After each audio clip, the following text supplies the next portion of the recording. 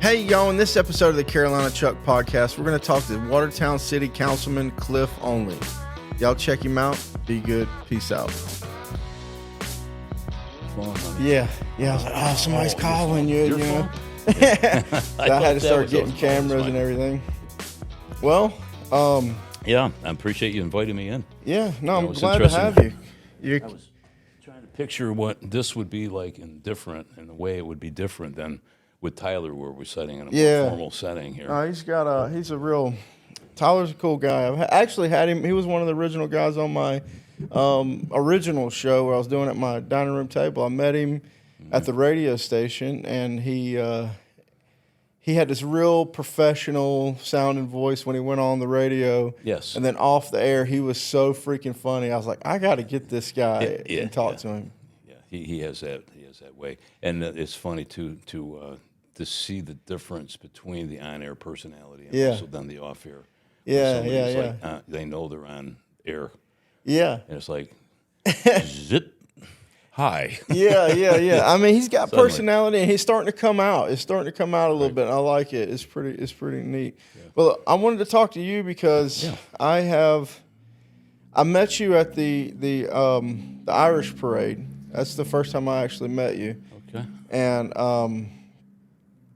I was doing I was driving the what do you call it? The Marshal, the Grand Marshal. Yeah. I got to slide out of work early and drive the Grand Marshal, and I figured, and then I saw you. I was like, wow, this was I in the viewing area along? No, you weren't there. You were actually back at the beginning of the parade, walking around with I can't remember who, but we met, we shook hands and stuff. I didn't really introduce myself that well.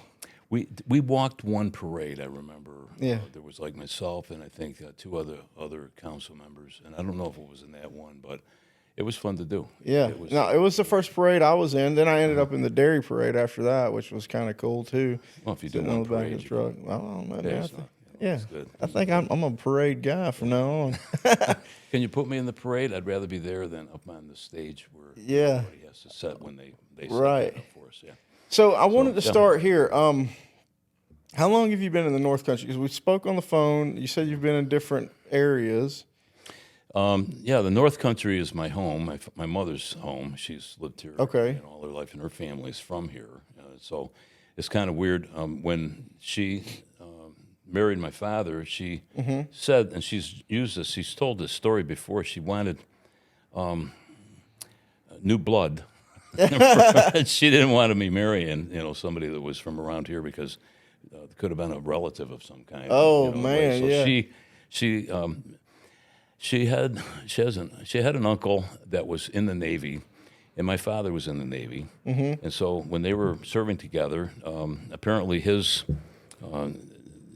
in the room where they were, Dad saw Mom's picture in my Uncle George's belongings. Yeah. Who's that? And so, off to the races they went, and they had this long relationship of writing back and forth to one another. And I said to her, how many letters did you guys write? Oh, I have a whole box of them. So if you remember the movie The Notebook with Nicholas Sparks. Oh, yeah.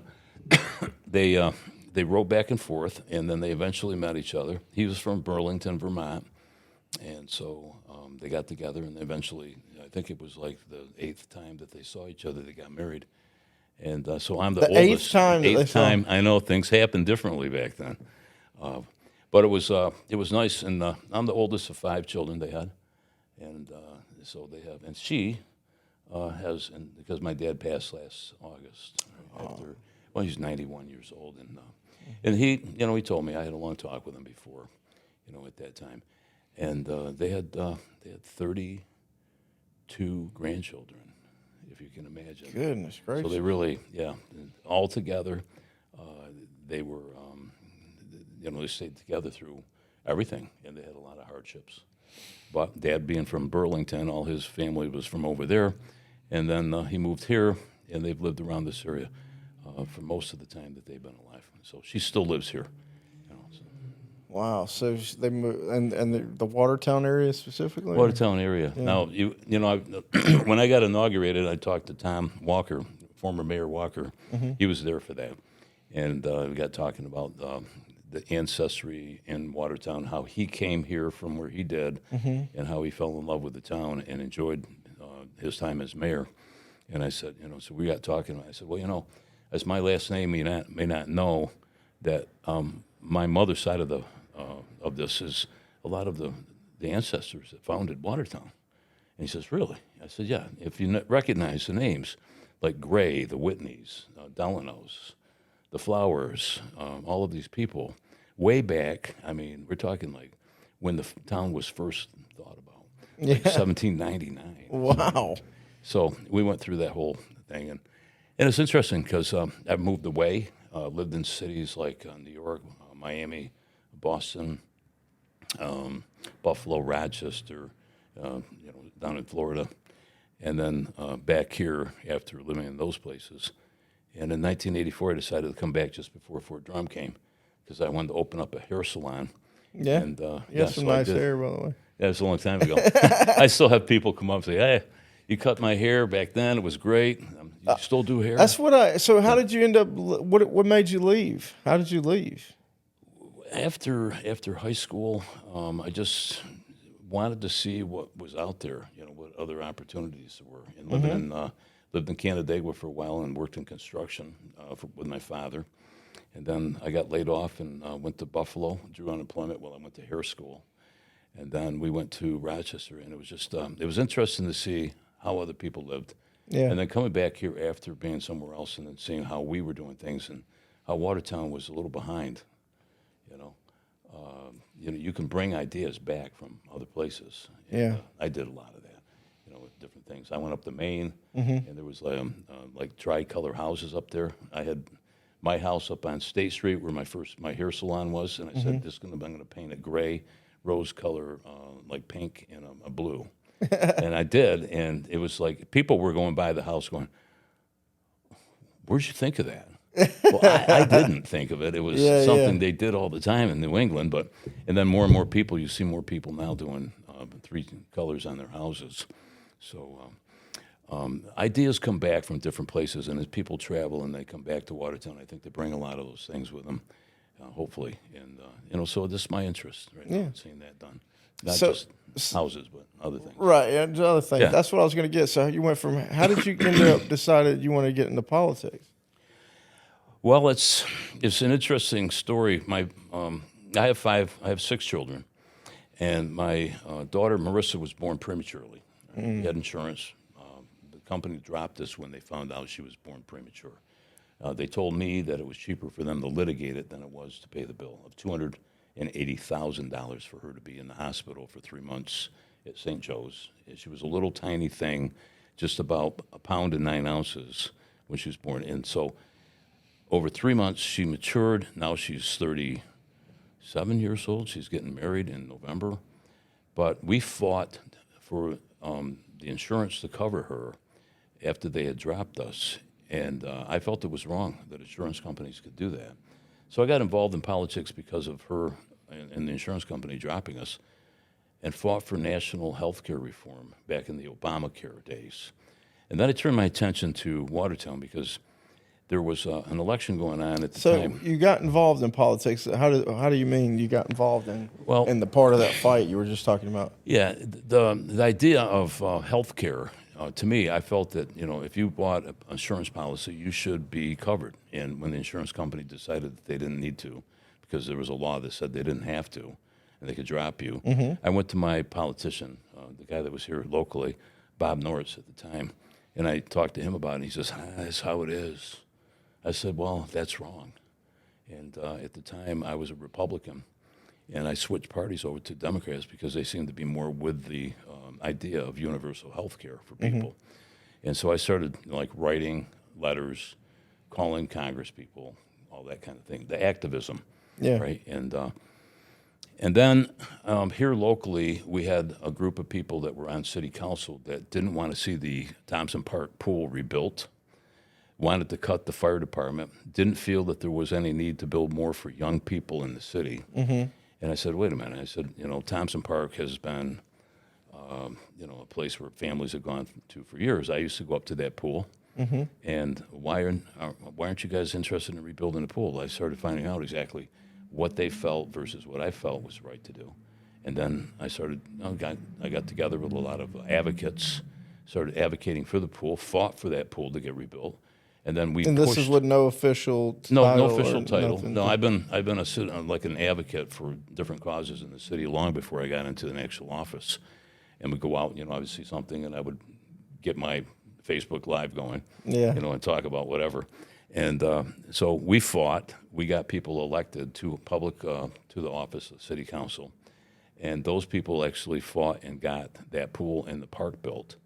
And it was interesting because just seeing what you can do with raising your voice and then getting people together and fighting for something that you want to see accomplished was like it was a game changer.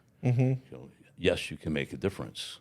You can go in there and actually talk about something, and then if you present it well enough, people agree with you, they're going to back you and back the idea, and then they're going to support it, and that's what began to happen. So a lot more started happening in the city. So I ran, actually, this time that I'm in now, this is my fourth campaign. I ran the first time back in 2015, and then the next year, Chuck, I ran in 2017, and then 19, and then this last time in 2020, I got into office. In 21, I was in office, and it was a hard-fought contest, and nobody expected me to win. I'm progressive, and in this area, it's a very conservative area, and so now we see a lot of things happening and changing in this area right now. So that's fun to see. Yeah, no, I have. I've noticed just since I got here, because I think I got here right at the end of 21, September 21. Yeah, 21? Yep, September That's about 20. the time, yeah. I've been here for 3 years exactly last month, and yeah, I've seen you all over Facebook, and what really caught my attention was obviously Facebook, and then you're the only person that's got personalized memes about you around here. Oh my God! Which is Yeah. Well, which is wild. they love me. That's Yeah. my group of supporters over on the main page. Yeah, That yeah. started, by the way, because I felt I'm looking at the ways of changing people's views on things, and they say a picture is worth 1,000 words. Well, there was a young artist back in around the turn of the century in New York City. His name was Thomas Nast. He worked for Harper's Weekly, and he was brought in by the newspaper because there was a politician, a corrupt politician, used to be a state senator, Boss Tweed, they called him. And the Boss Tweed group, nothing in New York City happened unless Boss Tweed authorized it and made a cut on whatever was being done. Okay. And what I had kind of likened what was going on in Watertown with different projects that were happening is if it was among the good old boys club that they wanted something done, it got done. But if it was for the people in general, we don't have the money. So they had this attitude of austerity, and I thought, okay, this has got to change. So I started looking at ways of changing people's opinions about the way things are being done. Now, the reason they brought up this concept of political cartoons back under Harper's Weekly was because people were basically illiterate. They could write a 500-word article, and it just wasn't resonating with the people enough to get the support to make the change and bring about the difference that they wanted to see at the time. So I looked at that, and I studied it, and I thought, you know what? There could be some of this being done here. Now, I'm a graphic artist I do graphic art. Really? I used to have a coupon business where I mail out direct mail, Americoops. And so I said, I can put this ability to work. And I started making memes of things that I thought were poignant and a little bit sharp elbowed in harsh words. And it began to catch on, and people, and it made a difference in the way people started to see what was happening in their city. And of course, now over the course of time, I have a group of people that are trying to emulate, I guess, this form of flattery, what I'm doing. But Right. Yeah. Yeah, the Watertown meme page, sure.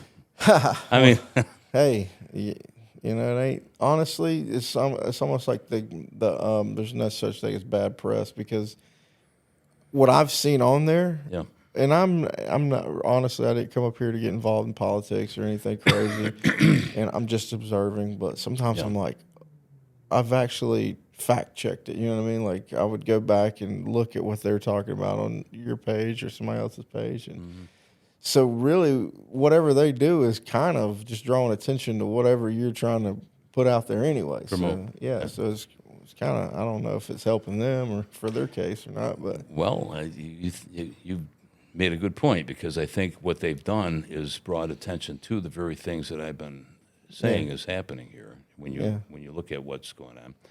I think the difference is that when people have more information, they make different decisions about policy or a direction that they may or may not want to go. My belief happens to be, over a period of time, with seeing what government has and hasn't done, is that I believe that government can do more for all of us than any one of us can do alone. So we're a cooperative, but you have to have smart policy that guides the decisions of the people that make those policies. And some people don't feel that government's there and shouldn't be there to do much of anything. That we're all on our own. Laissez-faire capitalism. And you get into the beliefs of what government can do. I don't believe it's a hammock. It should be there as an incentive, and it can be. And once it creates an opportunity in an area, like here, for instance, you see people rising up and saying, hey, I think I could do something. You want to give people an incentive, an opportunity to do more, all right? Now, some people, they're not going to do that. But I think the difference in what I see now and what I feel can happen in Watertown, and the reason I've got into politics and now I love it, it's that there's opportunity here. We see a lot of things happening. We see the Watertown Wolves and the Rapids coming, right? Baseball. We see you guys here now having this station and what you're doing. yeah, More roads have been paved, more streets fixed, more wheelchair ramps installed. If you look around the city, I was just talking to our new engineer, Tom Campo, no relation to the mayor. He makes that clear all the time, but he says, Cliff, he says, he was an engineer for the state of New York, and he kept looking over across from the building on Washington Street at what we're doing, and we needed an engineer since ours left. And he applied, and he's been hired. And he says, since I've been here, and it's been 20 years, he says, and I've taken notice, he says, I have seen more things being done in the last 2 years in this city than ever before. And I said, well, it has to do a lot with the COVID money. We got American Rescue Act. But the other thing that's happened is that you got a different vision about what can be done with government here. And I'm pushing back against some of the status quo views. I call it extractionism. When mindset of politicians that want to extract wealth from the system for the benefit of the few, okay, versus invest money that belongs to the people that pay it. I mean, all the property owners, sales tax revenue that comes in. Instead of investing that money into new venues, better roads, more infrastructure, more, let's say, recreational venues, skateboard park, more quality of life issues, more trails and things for people to enjoy, reasons for people to come into our city.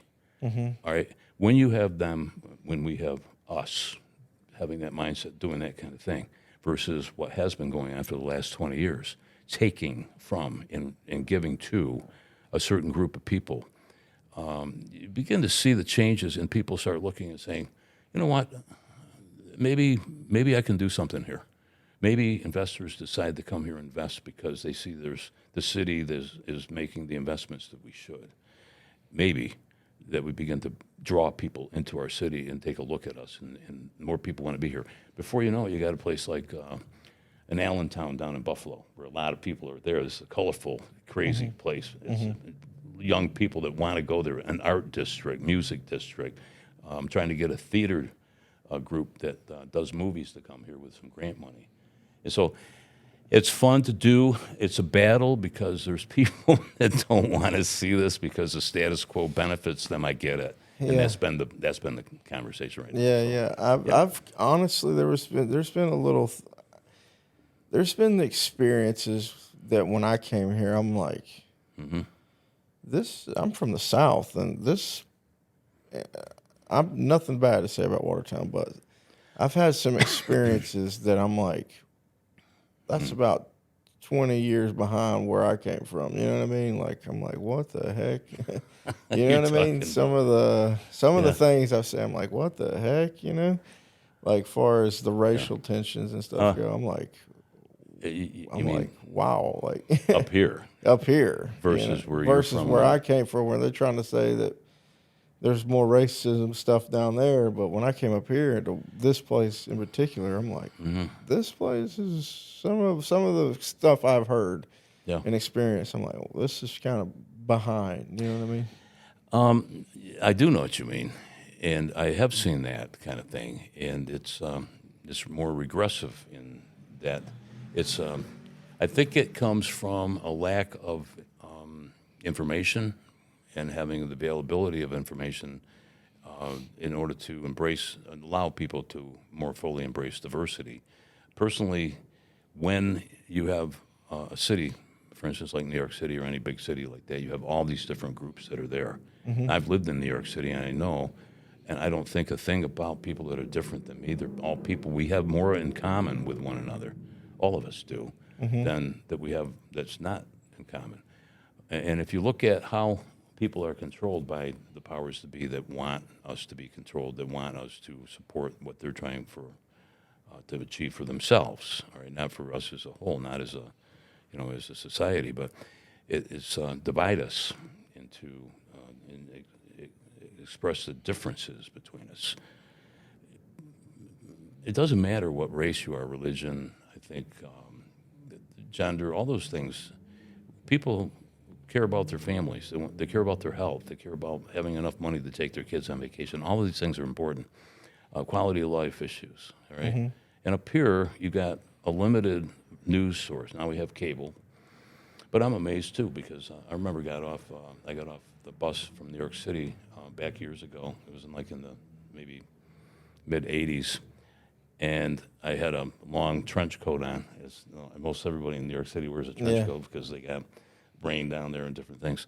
And I had a shoulder bag, which I still wear. I have, but it was a little different. And I got off the bus station on State Street, and I'm walking up the street to my mom and dad's place on Bronson. And I'm walking along, and I have kind of longish hair, and about, I think there was 4 guys in an old beat-up Chevy with broken shocks in the back without a muffler system that could have been repaired. One guy, he's, brrr, like this, and I look over like that, and he yells out this derogatory term about an LGBTQIA individual who, hey, so-and-so, go back to wherever you're from. And I looked at him, and I'm from Watertown. I mean, I've lived here, and I thought to myself, I said, really? Yeah. I mean, really? So, and they have long hair, and it was like, come on. I mean, so I understand what you're saying. It should be easier than that. Yeah. But we have one thing I have seen, and it's one of my observations here in town because of the things I work on and what I try to answer for questions that people ask when I'm on council, is that there's many, many different levels of understanding among people. Yeah. From way up, and you got your professor types to people who probably didn't finish high school and started the family early, and so you got all of that, and so we make rules as legislators we legislate to like the lowest common denominator among people. So we try to, for instance, you and I, when you're riding your bike down the sidewalk, and when I do, I go slowly. If I'm coming up behind somebody that's walking, hey, how you doing? Good to see you. And the person will turn around and go, hey, how you doing? And then we recognize each other so that we can use the sidewalk together mutually. And I'm not going along too fast so I can accommodate them and they can accommodate me, which is like the thing to do. Many people have rules inside themselves. They have morality. They have their own way of looking at things and develop that, right? But you have to, in a society, have people that don't, and they would, take advantage of something if they weren't told, don't do this. Yeah. And so the rest of us that do have those rules have to live with people who don't have those rules, and so we have to have something. And so recently we're talking about like some kind of a policy that we would pass for e-bikes, because some people are like zooming down the sidewalks at 35. Right. Somebody comes out of a doorway and whack. I can see this about. Yeah. So, but we don't have streets that are designated with green paths for bike paths in the city yet on the main things. I personally, I'm not going out there because I'm mindful myself. You are mindful. There are a lot of people that are mindful when they're driving or walking or biking. There are some people that are not mindful. Oops. Well, man, I'm sorry. Didn't mean to run over you. Cliff, I'm going to tell you something. I mean, seriously. I got to tell you something horrifying that almost happened to me. Yeah. I was coming across the Court Street Bridge. Right. Yeah. No, just where it is. And I had to come home because we had a new refrigerator delivered, and apparently the delivery guy was being difficult, so I had to leave work, rush home, and hey, what's going on? Anyways, they already taken care of the problem. Frustrated, I had to leave work. I'm coming back, so I get to the bridge, right? And I'm not in a rush or anything. I made it sound kind of like I was in a rush, but I come across the bridge. There's a big truck next to me, right? So I'm about to go back towards Bradley Street. Well, I'm going to go straight up Luray, is it? Mm-hmm. Mm-hmm. And anyways, so it's a green light now, right? And then some lady's coming across. I didn't see her because obviously there's a red stop sign for her not to walk across the road. The car in front of me goes, and then I'm going down the hill. I can't see to my left. Nothing should be coming. No. Yeah. And all of a sudden, a lady, doesn't look right in the face. Her eyes kind of bugged out, pushing a baby carriage. Comes right in front of me. Like, I almost ran over a baby. She looks at me. She goes, ah. And then she looks behind me and goes, ah, again. I get hit in the back. Boom. I'm like. You get hit in the back. Yeah, I got hit in the back. You're slamming on the brakes, and someone behind you's following too closely. Yeah, so, I mean, right. But you didn't hit the. No, of course. I didn't hit But I was like, can you imagine if I had freaking ran over a baby? Like, oh, my God.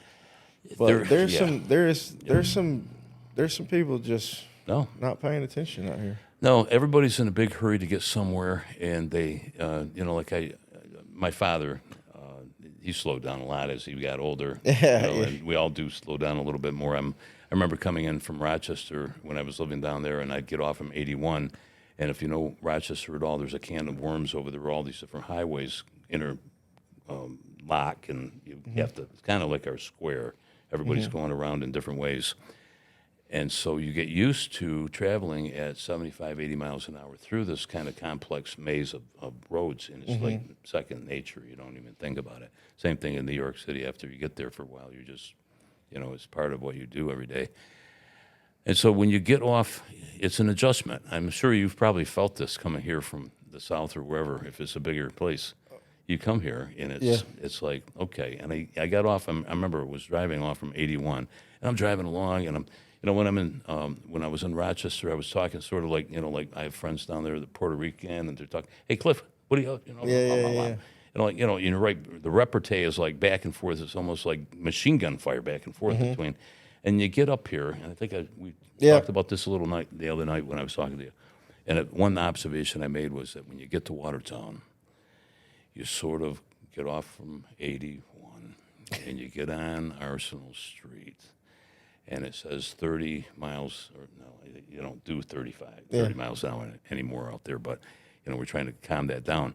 But so you go slower, and you get into the city, and I notice being around the city is people have kind of a drawl in their way, not just their speech, but in their, hey, it's cool. And it's almost like the mid-'70s when people were like that, then, but it was probably they were smoking some weed. They slowed them down for that reason. But to me, people talk a little bit faster than I'm used to. But there is one thing I know it's different here. Yeah, it's weird. It seems like everybody, even when they got the right of way, when they're crosswalking, they slow down in the middle of the road. I do not understand that. Everybody Moment of zen. Yeah, it occurred to them. Yeah. I'm here. Yeah, they're like, oh, I'm in the middle of the road. I'm Everything's usually like, perfect. I'm used to people scurried across. And that's another weird thing. But no, Yeah. I really like it. Honestly, I like Watertown. It reminds me of a lot of back home, right? Because it's a smaller place. Yeah. Yep. Everybody's into racing and hunting and stuff like that. But I come from right under Charlotte, so I have a lot of experience. Like when you go to work, you go to Charlotte. So Mm-hmm. I would, I'd come home in the kind of the country, then I'd go out in the big city of Charlotte and riding 485, 277. Like just like you're saying, some of those roads, you're Sure. getting it, Yeah. but then you come back home and you got the little one stop light and all that. But anyway, You pace yourself Yeah. according to where you are. I noticed, and I have friends that when we talk, when we get together, it's like, repartee kind of real quick, and I sometimes find myself speaking more quickly Yeah. on council than maybe I should. And of course, the thing I get accused mostly of there is, only you talk too much. I mean, just what is it you're asking these questions for? What are you asking these things for about? You should do your homework. Well, Chuck, the thing about this is that there's a lot of complex things we discuss. Like last night, we were talking. We had a work session about disinfectant byproducts. And when I first started looking at that, I researched it extensively. I was a field engineer. I don't do mechanical or any of that kind of engineering, but I understand things. And I looked at it and I thought, okay, are there other things besides what they're proposing from this engineer firm that might be done that's less expensive? And I thought, okay, maybe lowering the amount of chlorine we use. I want to know the questions. I want to know the answers. So there was one night I asked something, and I remember one of my colleagues on there said, I don't need to know all the details of this. I need to know, I have an expert staff here, and all I need to know is what they tell me in order to know how to vote. And I'm not kidding. And I said, wait a minute. I said, my job is to second guess people and to ask questions here on this council. Yeah. That's what I do. And when I ask a question about something, people, Paige teases me all the time. Oh, you do your homework before you just look through the paperwork when you get there. I see you thumbing through your stuff. Okay, I get it. And it doesn't bother me, and they don't bother me. Actually, it's kind of flattering, they think that much and pay that close of attention. I'm glad. And then they, like you said, amplify it out to a lot more people. Yeah. They follow them. Maybe some of them will start to, it'll occur to them what I'm doing. But it's necessary because you want to explain to the public, okay, we have this very complex thing. We're going to be spending this much money, a couple $1 million. I think the public deserves to understand what that project is and why we're having to invest that money, and if it's necessary. I was told, I was out to Walmart's a couple of nights ago. We got a couple of things Mary wanted to go out there. And so I'm walking through, and we got to the checkout. She got over the checkout. I got to my checkout, and the girl that was there, I was doing my own checkout stuff. And the girl that was there, she knows me from back when I had the hair salon. She says, we like you asking questions. I started to laugh. I said, you watch? She says, oh, yeah. She says, I'm from Evans Mills. I can't vote for you. She said, but we watch you. And she says, you seem to ask, you say the things that people are thinking. It's like you're saying the things, you're asking the questions that people want to hear answered. And he says, and she says, I've never seen anybody go in there and ask questions about things like what we would like to know. It's just, and then, the difference is that Watertown's council, actually, we legislate there. Right? We make rules, pass laws, ordinances. And the county legislature is different in that it has committees. They have their own committee for health and human services and whatever else, right? And so they meet in those meetings and they do their own thing. And then they get to the meeting for the general, and they have like 23 minutes and they're done. They're done for the night. And so on News Junkie, and I don't know if News Junkie is actually putting it up for this reason because it's good or it's not being looked at as good. But so I still haven't determined that. But it'll say, county legislature meets for 23 minutes. Like, they're really hammering it. And then I get the comment from somebody who'll text me or Pam and they'll say, only if you'd shut up, their meetings at City Hall would be a lot less time too. And I said, I'm not trying for a record. I mean, I know there's some on council that are looking at their watches like, is it time to go yet? I'm there to do a job, and I'm having fun doing it. Don't it make you feel good that people are watching you though, and make you? Yeah. Well, I'm saying the lady at Walmart. Yeah. It does. It makes me. Yeah. Makes you feel like you're doing what you're supposed to. I think so, because when I was talking to somebody that I know quite well, and he says, "You make this all about yourself. You love getting on TV." He says, "Seems like you're always getting on TV," and I'm like, I do get on TV. I make myself available to the reporters. They know that I'm always there if they need a question answered, and I'm glad to do that because that's part of what I want to communicate what we're doing to the public. Okay. How else are you going to reach the masses? You know what I mean? Yeah. How else are you going to do it? Yeah. But I said it's not about me. I said I didn't run because I'm not there for me. I don't need anything really. I mean, I'm there to do a job, and I'm there to help people. I ran. I was an advocate for people before I became a representative for people. And I had a friend of mine tell me, he says, you can't be a representative and an advocate, because once you become a representative, you're going to have to abide by what the city needs you to do. And here's the thing that's key. I think it's important for the public to know, so if you're listening, you can hear this from me, is that I don't work for the city of Watertown, okay? The impression is that you do when you get hired by the people. The impression is that, that's the case. And anyone that goes to Congress, they don't work for Congress. They work for the district. They work for the people that either voted or didn't vote for them. You work for both. And the residents in the city, they elected me to go in there and question what's going on. Now, if I happen to see there's a situation where one of my residents, one of my constituents, have a different position than the city, and the city's, in my opinion, position is incorrect. I am an advocate for the resident, not the city. I'm not a rubber stamp for the city's position. If the city, for instance, I'll give you an example. There was a pollinator garden over on Pleasant Street not too long ago. They grew plants in their yard for butterflies and for bees, okay? And it was determined because we have a law that's an antiquated law that says that you can't have anything growing on your lawn that's longer than 14 inches, And so it did, and then they were written up, told they couldn't do that, and then the contractor was sent over through the city to weed whack all of it. And now they had children. This guy is a retired military man here, and he's decided to stay in Watertown with his family. His wife and he are into this pollination garden type thing. They have, I think, 4 kids. And so it was a family project.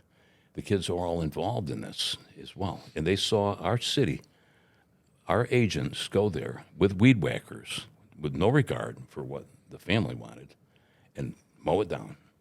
And then to add insult to injury, the city said that they were going to pay them. The family was going to pay like $349 or $400 to the city for the contractor who went and destroyed their garden. And I said, no way. I put up a resolution. It said, we're rescinding that money. And I had 2 other council members vote with me on it, and then we rescinded the fee. And I felt that it was wrong. Now, that was, I advocated against the city's position, which was that this family should pay this money. And I said, no. And it's the same thing if I feel that somebody's been wronged in the city by the city. If the city feels, the city is, in my opinion, Chuck, the city is us. It's us. And, somebody going in there and representing us should be looking out for us before it looks out for the city as a whole. I'm fully aware of what my responsibilities are. And, so one of them, yes, I'm going to look after the fiduciary responsibility of the city when it comes to making sure that things are done so that we can get the proper revenue coming in to pay for things. But, it's not about... all of us had government do something to us over the course of time, not fair, not right, and disappointed, and then felt that there was no recourse for that having been done to us. And I think it makes people feel that something can't be done. And so maybe, if people began to feel that something could be done with what they have to say, by their advocacy, by them standing up and saying, no, I don't agree with that. Maybe things would change. And I think that is more my view on government, because I'm coming in from having had things happen to me from and by the government, all right? And here's the irony. I'm a Democrat in party, but I believe in common sense. Yeah. So I think the real people say, well, you don't sound like a Democrat. I said, I don't know. What's a Democrat feel or sound like? I don't know. What does a common sense approach to government, smart policies look like? I think it's about people and about investing into things that are going to make people have a better life here and encourage people to move to our city. So, I mean, there's a lot of philosophical things that I think about while I'm in office. And in this particular, idea of what the city is doing, I think that we have a huge opportunity here to grow this city in ways that have not been explored yet. And it would be a lot more fun to live in a city like that than it would have been in a city that, well, we can't afford it. We'll have to cut some things. I mean, who wants to live in a city like that? You can move. Yeah. If you don't want it, I had somebody, and this was an answer they had last year. We can't afford 3 pools. Well, I don't know. A city this size can't afford 3 pools. And I thought about this. Now, it sounds like a great campaign theme, right? Mm-hmm. I mean, if you're on that side of extraction. Yeah. So don't give the people what they want so that we can give more to our group here that want what they want. Yeah. And this is what it's been here for so long. So I said, no, this is not the case. A city this size can afford anything it wants. A city this size can do anything it wants to as long as the people have decided that's what they want to do. I said, and it's not the size of the city that determines how many pools we can have or how much we can buy or build or do. It's the size of the vision of the leadership that's here. That's what it is. And unfortunately, we've had leaders that just don't have vision. They're building maintenance managers. All they do is come in and make sure that the leaks are fixed and this kind of thing. I'm talking about something that's so much higher. To look at a vision of the city that could be different and exciting. And, and then what? I'm the bad guy because I'm bringing out these ideas and saying maybe this is possible. I don't know. But that's So just my belief. I'm curious. Now, you're saying the people that are going against you are pulling, they're trying to take the funds and do other things with it and for a smaller group. Can you elaborate on any of that, or? I can. There's been times where, for instance, there was the last year was about purchasing some land in the park. Okay, you probably were there for the golf course and 63 more acres in Thompson Park. Okay, and how I saw that was back in 2017 was the city had decided, the government of the city had decided that they would, and it wasn't right then that they did it, but before, that they would give a subsidy. They would underwrite the cost of that golf course by about $60,000 a year, which doesn't seem like a lot. And the way it was sold to the public was that it was developing recreational activity in Thompson Park for the city residents, right? But what I did know was that when I did the coupon mailing, I mailed a coupon for that club. I'll buy one round of golf, get one free to 20,000 homes. That went out, and the club itself got back like 3,500 coupons. It was an amazing response back. And so I went back up to talk to the owners and the management of the club, and I said, and it was owned by a private group then at the time. This is a while ago. And I said, well, how'd it go? I said, you got a lot of coupons back, huh? Yeah, oh, my God, we got buckets of balls, free this and that and lunch. And I said, so you want to do the next mailing? Because we have one more before the winter comes, and you guys could, well, you better talk to the manager. And I said, okay. So I go and talk, and they said, it did work. It worked really well, but it just got the wrong kind of clientele up here. And I said, well, I thought you were trying to get more people in. The municipal golf course is how it's been advertised.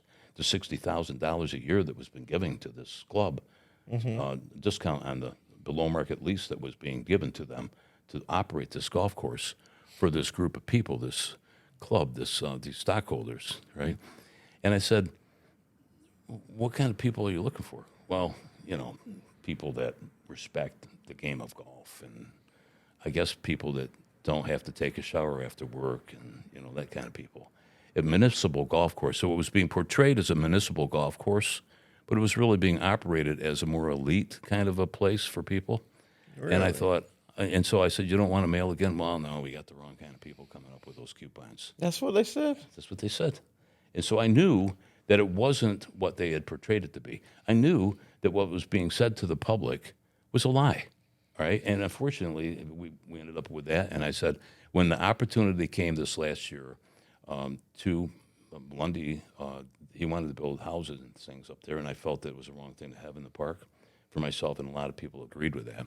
I said, we need the extra 63 acres, we can pick that up. He wants to sell it because they were using parkland for parking, and it says in the deed covenant that you shouldn't, if you do, it could revert back to the family that donated it to us. We could have lost the entire park, but they didn't tell people that.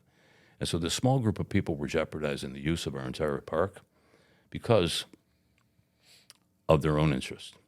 And so I said, when the man that owned the club wanted to sell the club, I said, we'll look at it. And we ended up purchasing the land, and now it is truly a municipal golf course. It is a golf course that anyone can go to. We have had more rounds of golf played up there, and our own city crew has done such a phenomenal job. People are going there now saying, it's a great golf course. Yeah, it's really nice. You've been up there yourself, I've you know been that. up there since Jordan. Yeah, Jordan's my buddy. Jordan, you know Jordan. Yeah, I like great Jordan. guy. Yeah, he went to he's awesome. school. He's, matter of fact, he's been on the show. Has he been at on my here? dining room Oh, table. no kidding. Right Well, before the eclipse happened, I brought Yeah. him and Jim Yeah. on Yeah. to talk about it. My daughter knew him. I think he went to school with the two of them, and also He went to South Carolina. He's a Gamecock.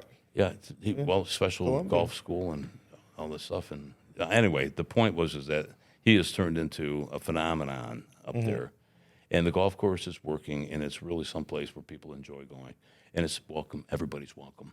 The idea was that it was supposed to be that all along, and but yet when you have some people using the city's resources to benefit themselves in their own small group. Now people say, well, I don't know how that's the case, Cliff. You say this, they say that. Well, yeah, I know they say a lot of things. I'm not in there to, in any way, what I ask myself is, what do I need? And it gives me personal satisfaction to see us growing and more being done here for the residents. Right now, we're working on a skateboard park over on Sewell's Island. We want to build a skateboard park for young people. You know, we need enough money. And if anyone's listening, you can go to the Northern Foundation and donate. Okay, so you can get that. We got to get the design done, and we hope to build it sometime soon, and that'll be nice. So more for young people. More for older people. We just finished a senior center here. We got over 600 members. Really? In a year's time.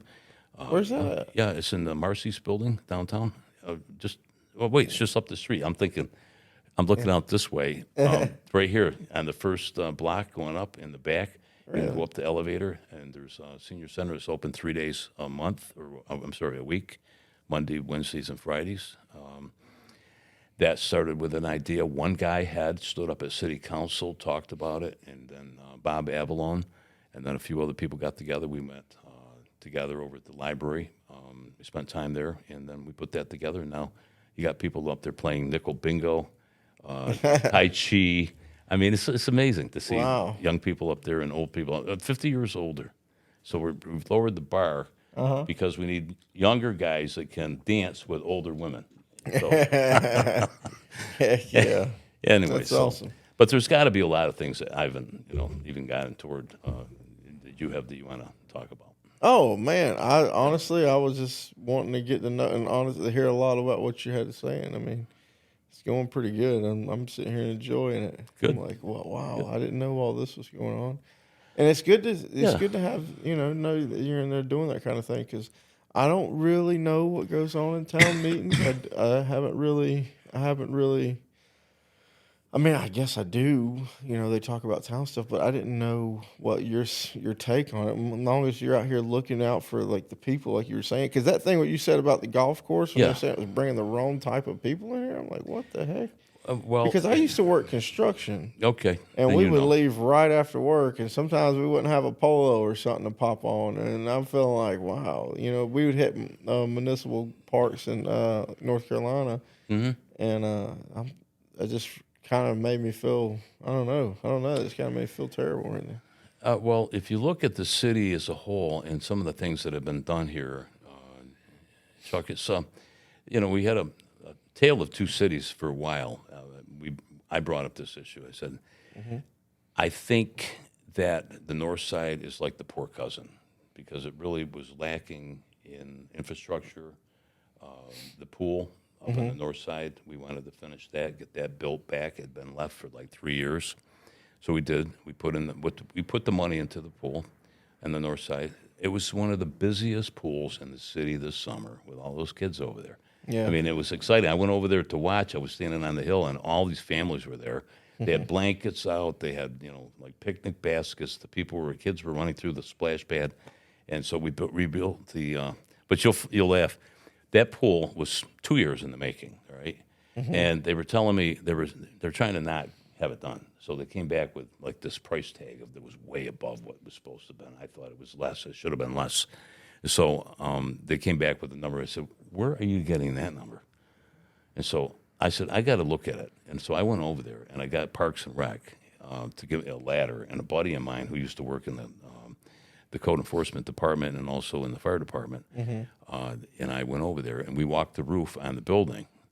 And I walked in, I had my camera, and having been in the engineering field for a while, I'm looking and going, do you think this roof needs to be replaced, Todd? He goes, no. I said, so there's $1.5 million in the design of this roof, all right? Because engineers came in and they said, well, we need to raise the roof up a foot and a half. Foot and a half. I said, why? He said, well, because we have to hide the mechanicals. I said, the mechanicals? He says, yeah, the vents and the pipes and things, we can put them up above the ceiling. I said, and $1.5 million to raise the roof is perfectly fine. I said, we don't need to raise the roof. We can put the mechanicals and the vents and the fascia on the outside of the building. I said, and then he said, well, we're going to save some money on that. So when Todd and I finished walking the roof, I got done. I came back to the meeting, and the engineers were there. I said, we're taking that out. We're not raising the roof. And everybody's looking at me like, what are you talking about? And I looked at Lisa and Patrick, and I said, we don't need to. I said, but for that, it's $1.5 million in savings from not having to raise the roof up, which is what these engineers were telling us, the architects were telling us. And I said, we're going to put a splash pad in there. Okay, so the money that we would have wasted on a roof that didn't need to be replaced, we got a splash pad over there for the kids to use, and that was something that they wanted in the area. Yeah. And so we got a pool and a splash pad for the north side kids, and there's more families over there, more apartments than anywhere else in the city. And they were fighting us every step of the way from building that pool. And I said, we don't build, there's enough pools in the city that people can use. I said, are you going to let them use yours? Right. I said, we don't build pools for people that have pools. We build pools for people that can't afford them and don't have room in their yard. So it's been fun in that respect, Chuck, to see, the changes, to see the accomplishments. And for who? The people. Yeah. They deserve it. It's their money. I said, there's nothing wrong with letting and spending the people's money on what the people want. And that's what we should be doing in there. And for some reason, I'm being seen as like this guy who's going to spend us into oblivion. I thought, what are we talking about? I said, something? I said, in the last 6 years, well, let's say since 2019, the city of Watertown has a deal with the county. We get 24% of the entire sales tax revenue that is generated in the entire county from the county, right? So, for instance, New York State, we charge 8 cents on a dollar here. New York State gets 4 cents. The county gets 4 cents. We get 24% of that 4 cents, almost a penny. And the first year in 2019, that equaled $19 million, okay? $19 million. That was 2019. Last year, it was $25 million. Wow. Yeah, $6 billion increase that year. Every year has gone up. Now, I said the opportunity is not to raise people's taxes on property.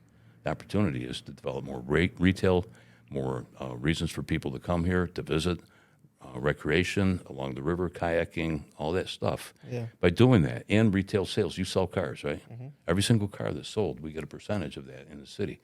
Why not invest that money into more recreational activity? Why not put billboards up on 81, letting people know there's a zoo here?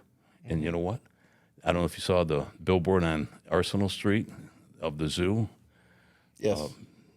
Up there? Yep. I fought like hell to get that. I said, you want to run the city like a business. Yeah.